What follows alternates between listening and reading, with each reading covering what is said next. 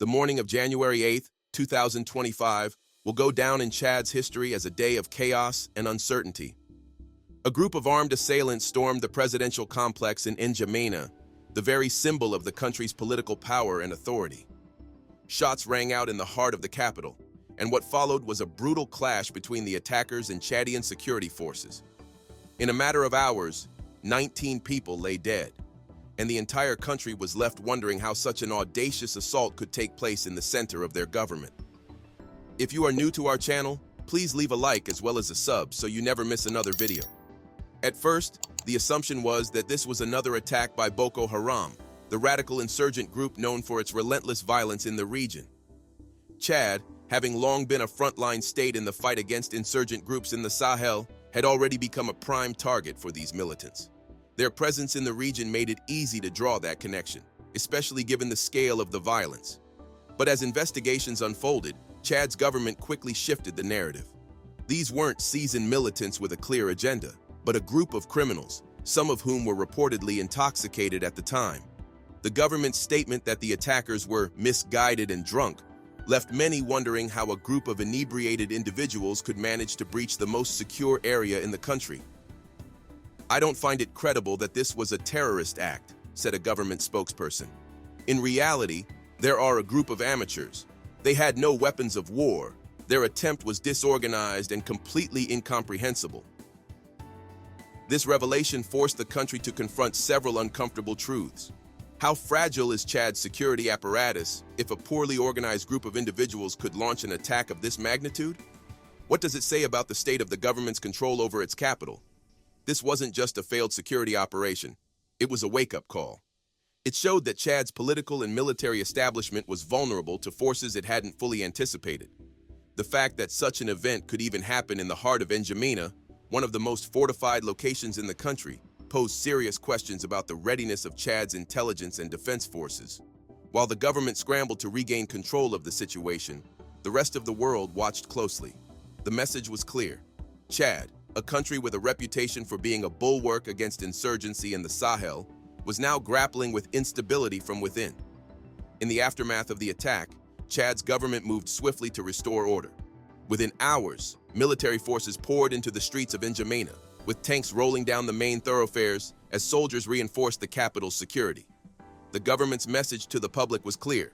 The situation was under control, and Chad's leadership was taking the necessary steps to neutralize the threat. The government's quick action helped to contain the immediate danger, preventing the violence from spreading further. However, while the response was efficient, it also raised larger questions about Chad's reliance on military power to maintain stability. The government's decision to deploy the military to the streets was not just a response to the attack. It was a statement. It highlighted the central role that the military plays in maintaining Chad's political order.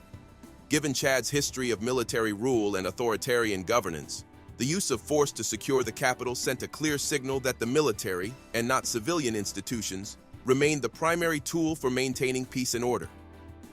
Yet, this reliance on military power also signaled the fragility of Chad's political system.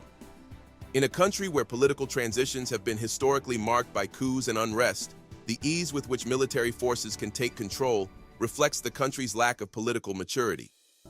The fact that military rule still dominates Chad's political landscape, even after the death of President Idriss Déby, suggests that the country is still deeply entrenched in the old ways of governance, where the military might trump democratic processes. This raises an important question. Can Chad ever transition to a truly democratic system, or will it always remain under the shadow of military rule? While the government's swift response helped restore order in the short term, the long-term implications for Chad's political future remain uncertain. The January 8th attack has exposed several vulnerabilities that Chad must address if it hopes to maintain stability and secure its future. Firstly, the attack has highlighted the fragility of Chad's security apparatus. The ease with which a group of poorly organized individuals could breach the heart of the government's power center raises serious questions about the capabilities and preparedness of Chad's intelligence and defense forces.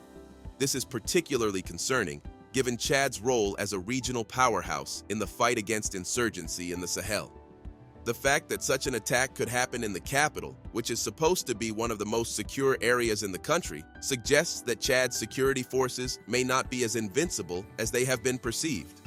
This calls into question the country's ability to effectively counter the threat of terrorism and insurgency, both within its borders and in the broader regional context. Secondly, the attack has exposed the deep political divisions and instability that continue to plague Chad.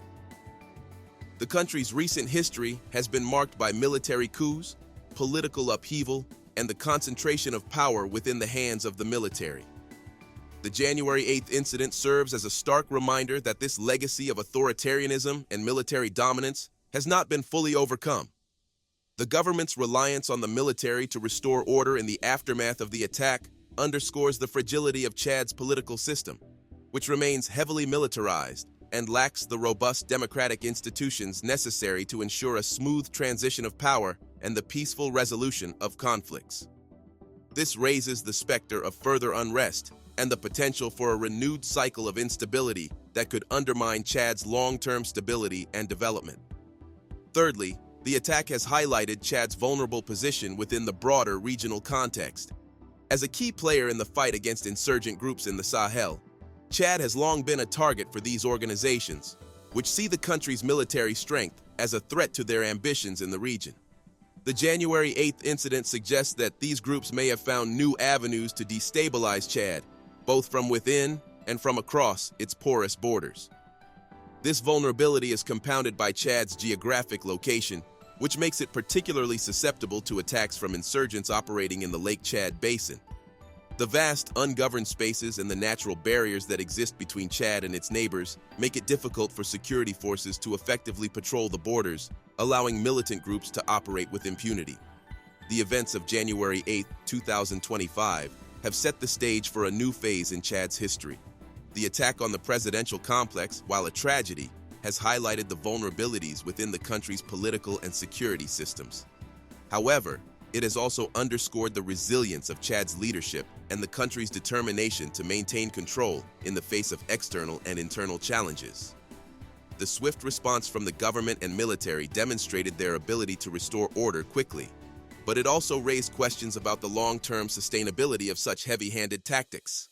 The shifting dynamics of Chad's foreign relations, particularly its move away from France and toward new alliances with Russia and Hungary, signal a broader desire for greater autonomy. Chad is positioning itself as a more independent player in the international arena, seeking to chart its path and reduce its reliance on Western powers. This could open up new opportunities for economic growth, military cooperation, and political influence as Chad seeks to strengthen its position in the Sahel region and beyond. However, the road ahead is not without challenges. Chad's political system remains deeply entrenched in military rule, and while the leadership may be seeking greater independence, the country still faces significant internal divisions and external threats. The shift in foreign relations could lead to new tensions, particularly with Western countries that have long had a stake in Chad's political and economic stability. Additionally, while diversifying its alliances is a positive step, it also means that Chad will need to carefully navigate the complex geopolitics of the 21st century, balancing its relationships with a variety of powers without alienating any one bloc. As Chad moves toward greater independence, the key question is whether it can sustain its stability in the face of these complex challenges. The country's ability to maintain internal peace and political cohesion will be critical to its long-term success.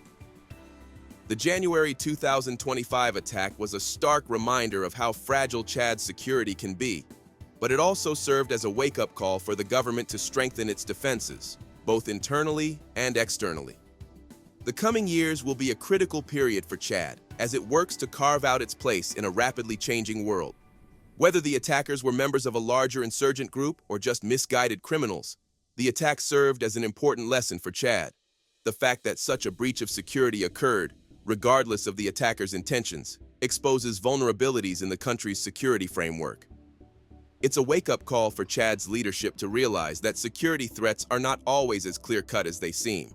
While insurgency is a persistent concern in the region, the very nature of the attack highlights a deeper issue within the country. Chad's internal security systems may not be as resilient as once thought. For Chad, The key takeaway from this event is not just about identifying the perpetrators, but about understanding the vulnerabilities that allowed such an attack to take place.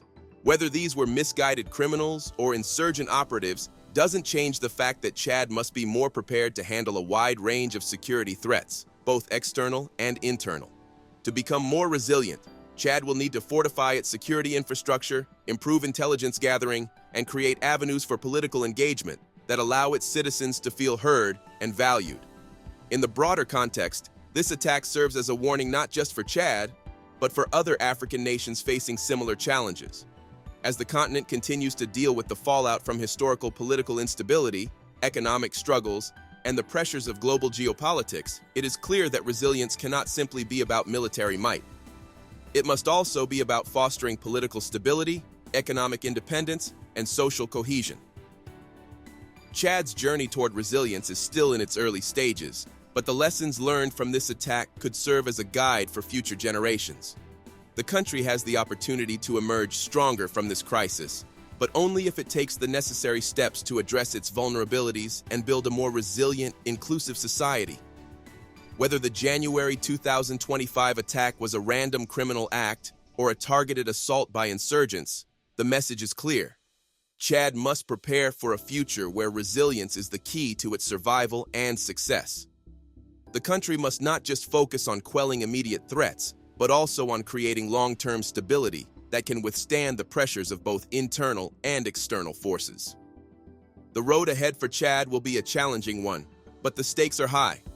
The country's ability to navigate this crisis and emerge as a more stable, democratic, and resilient nation will have far-reaching implications, not just for Chad itself, but for the broader geopolitical landscape of the African continent. The world will be watching closely as Chad embarks on this new chapter in its history, and the decisions it makes in the coming years could shape the future of the Sahel region and beyond. Thanks for watching till the end. If you enjoyed this video, please leave a like as well as sub so more people can see this.